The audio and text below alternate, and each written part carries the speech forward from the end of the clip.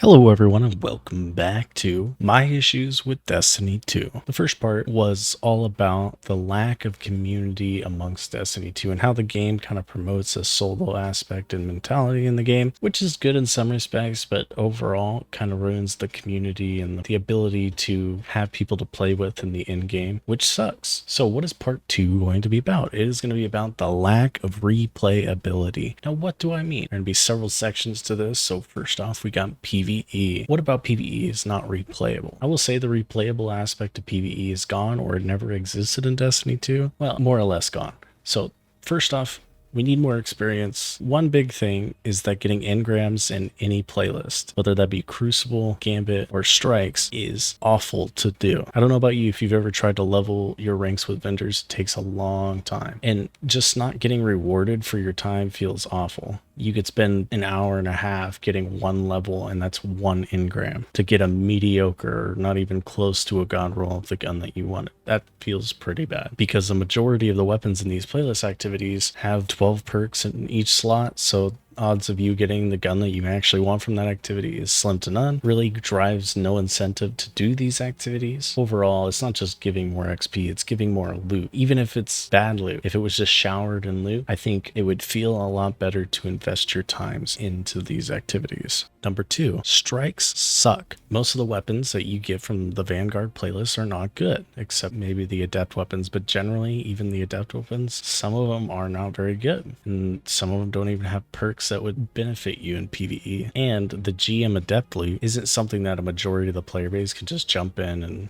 do for fun or hang out or chill in, because you have to go and get a team to go do it, and that requires some time. Also, the armor in this playlist is absolutely useless. It will never roll high stats, so decrypting engrams for this is a brain dead move. There also is no cosmetics within it. There's no emblems, there's no shaders, there's no armor, there's no ornaments, and we get one new weapon each season. It's kind of bland, and it does not give you anything to chase in the playlist. Now I know this is a basic playlist, but not even Nightfalls have anything unique except the Adept loot, which is only obtainable from GMs. And if you're not doing GMs, your rewards are pretty bad and it gets boring real quick. There also is no system to offer any progression or reason to play other than earning your exotic engram once a week. So realistically, there's no point to the playlist, and they could, in theory, just remove the playlist and keep Nightfalls, and I don't think a majority of the player base would ever notice. I think a big stride would be to bring back strike scoring and then go and make something unique for Guardian games and bring back strike loot to give a reason for the playlists, and so that they don't divide people out to just grinding specific strikes, increase the drop rate for those strike specific loots while in the playlist, like dramatically. Like make it so that you're almost guaranteed if that strike comes up in the playlist, you're gonna get the loot.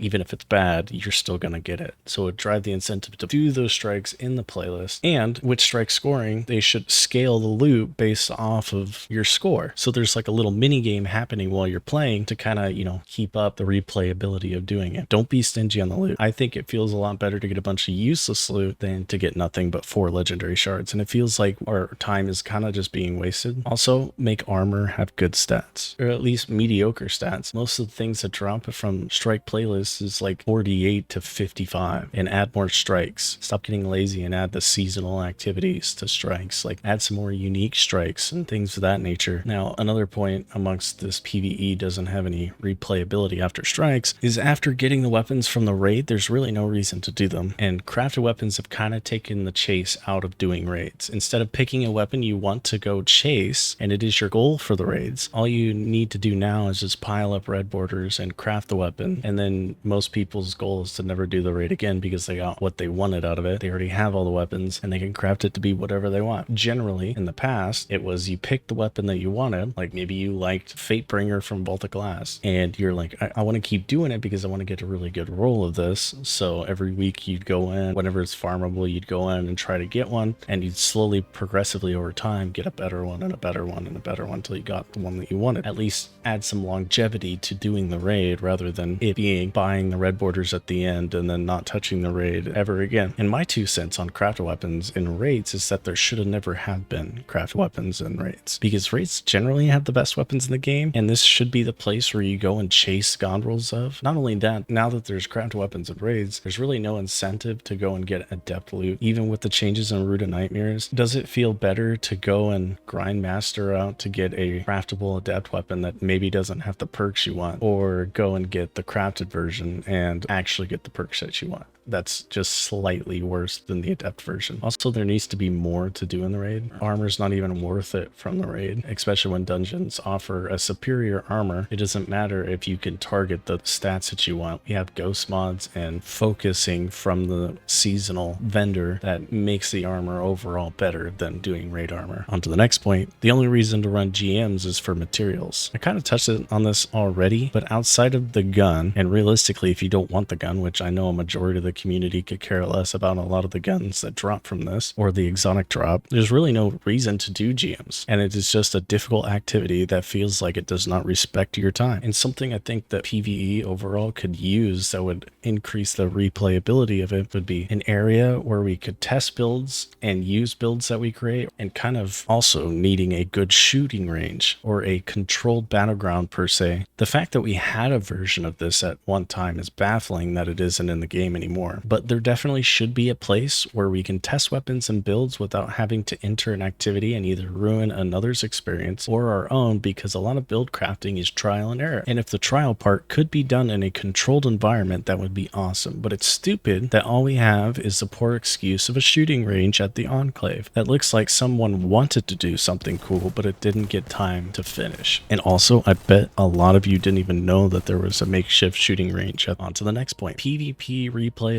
I'm going to start off hot. Trials matchmaking needs change. 3v3 is unplayable for the average players in Trials because solo is the easiest way to get to the lighthouse and get the loot. No one goes into 3v3 to go to the lighthouse, so it only leaves the sweaty of the sweaty, and it is not fun. I think there should only be a solo and a 3v3 playlist, and there should be added incentives for people to play 3v3s over solo, so more players would want to do it over doing solo. And things that they could add would be like ornaments, emblem shaders, adding non-game changing things so that people who go into the 3v3 playlist could feel like their time is being rewarded for doing arguably one of the hardest activities in the game, and so that people can actually jump in who aren't very good at PvP and still feel rewarded, but they're also helping with the numbers of 3v3s, so it's not just the sweaty of the sweats. I think that this might be a hot take. The adept weapon in Trials shouldn't be tied to flawless, save the cool shaders, ships, cosmetic items, or flawless. But the weapon realistically should be everyone, because I think if someone's willing to play 6 to 8 hours of Trials in the hopes of going flawless, but never does, should be rewarded. There's no reason someone could put 20 hours in on a weekend trying to go flawless and not be rewarded with realistically anything. And that kind of ties back that we need more experience, we need more loot dropping, we need more things happening every round so that it gives us incentive to want to keep doing it. But I know for a good amount of players that they can invest like 20 hours in a weekend and never go flawless and not get anything from the playlist. That just makes people not want to play the playlist, and then you're just left with the sweaty of the sweats, which ultimately will kill your playlist. And if you think that it shouldn't be that way, you're exactly why the playlist player count is what it is. Wouldn't it feel better to have lots of players so that you never know who you're going to face rather than playing the same sweaty of the sweats over and over again? Also, again, remove the matchmaking that you added because it's awful in threes. As I said before, for many, because of the low player counts, all you run into is the same people over and over again. And if you match the cheater once, you'll probably match him again before he gets banned. Also, there needs to be like someone actively banning cheaters in Trials. It's not hard to pop through a bunch of Twitch chats and see if they've seen any cheaters, or, you know, if they get a report, they actually go and investigate it. Now, until the next point, there's really no reason to play standard Crucible. This is a very similar point to the points about strikes. And one main point I want to make before people say Destiny is a PvE game game, without PvP, Destiny honestly would die. PvP is the only playlist for a long time that has had any replayability, and that is because you never know who you're going to face, so most games are going to feel different. But overall, PvP needs a similar treatment to strikes. It needs to be more rewarding, and it needs more modes and maps, and I'm of the position that they should embrace the wackiness of the game and add crazy game modes. Honestly, I don't know why there hasn't been giant maps or vehicle maps or PvE PvP game modes that are crazy. And no, I do not count Iron Banner's mode of Fortress because it was a sad excuse of a PvE PvP game mode. It literally just spawns 3 turrets in the middle of the map that get insta-killed, and now it's back to PvP. But back to the point, there needs to be an embrace of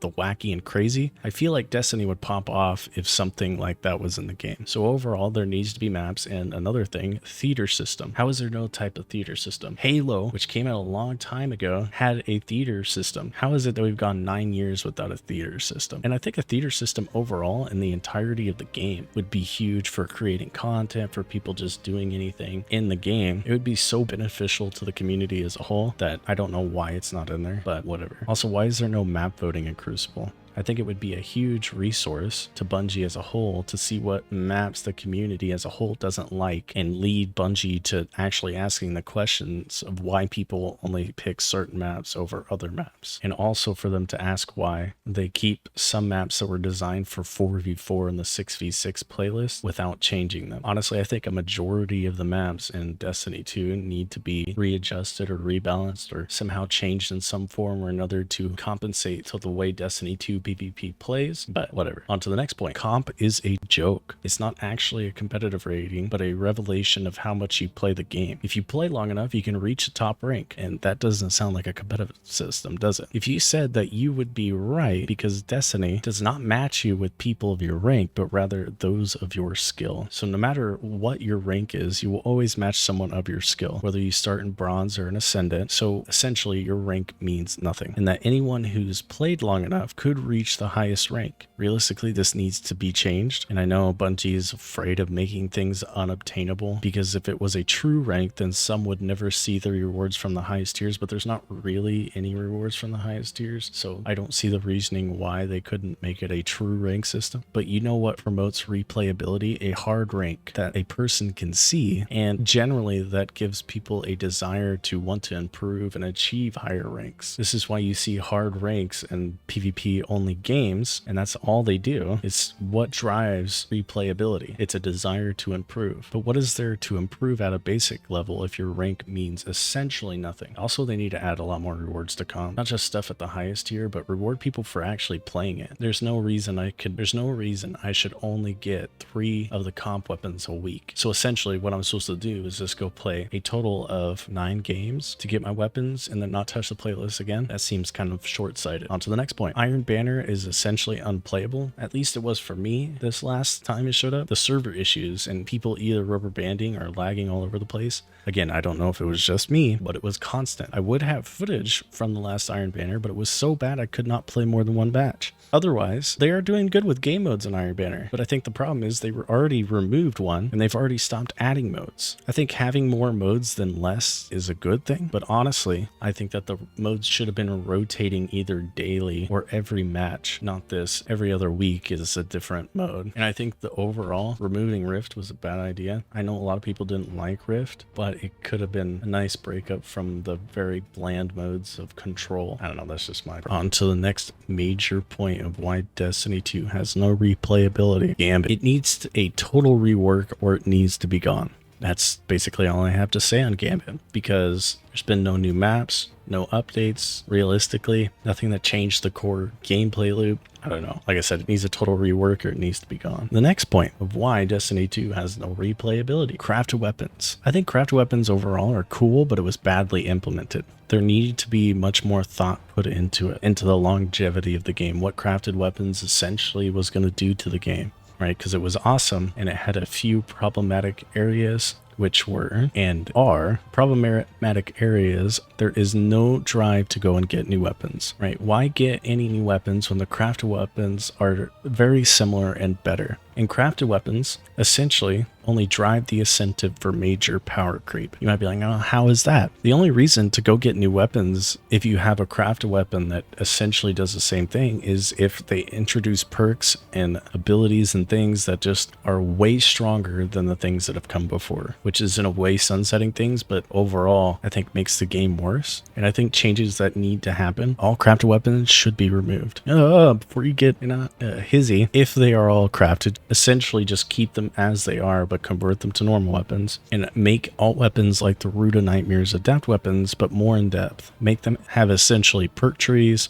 to have the ability to change scope, stocks, add a third trait column, but add restrictions like you can only do this to one weapon at a time. I don't know. There could be so much more depth brought to it and without ruining the replayability of the game, because essentially the game is a looter shooter and crafted weapons have ruined the incentive of loot. And having the ability to upgrade these weapons in this way and it to be like one at a time, this would add personalization and individualism to your weapons so that if you picked a weapon, it is your weapon. Sure, it could lead to some broken things, but I honestly think that that would be way better than it is now. To have a weapon that is yours, and more than likely yours alone, that would be awesome. On to the next point, armor. Other than used for ornaments, they are useless. Overall, I think armor needs a rework. I don't know what they could do. They could make them more skill-based, add skill trees or something to them to make them more interesting to go and get, but I think at this point in Destiny 2, armor is kind of pointless, because once you get that high stat armor that you need, there's no reason to ever go get armor. And last and final point, microtransactions. Ooh, the hot topic of everybody here recently has been microtransactions. And my main thought is, why is there so many? Surely they're not trying to milk their players dry. The whole scene within the Destiny community is crazy, but I agree there's too much of the shop in the game. Why aren't these things earnable within the game? The items in the shop should definitely be earnable in the game. Whether random drops from certain activities, these things need to be in the game because these are things people would grind for, because drip is the true end game. And I'm not saying that the shop is wrong, right? The shop is fine if it wasn't so full. Like I said, I have no problem with the shop, but don't get me wrong, I think most of the shop at the moment is shady and it really turns a lot of people off of Destiny. I think the shop in moderation is valid because not everyone has time to grind Destiny and maybe they want to enjoy the game and some of the cool drip, and I don't care if people do that, but when it is where most of the dope armor sets and ornaments are, that is unacceptable. If half the shop was earnable in game, do you think most players would care about what's in the shop? Or maybe would they be more inclined to once in a while purchase something from the shop because it would feel less like a cash grab and more like an option for certain players who don't have the time to go grind for those ornaments? But the fact is, and correct me if I'm wrong, they don't even have the new stuff in the Bright Dust part of the shop anymore, which is super shady. And I think players are seeing through this. Of course, there is still going to be whales that will support the shop no matter what, but really it is unacceptable that there is essentially more in the shop than earnable in the game. So if you've stuck around this long,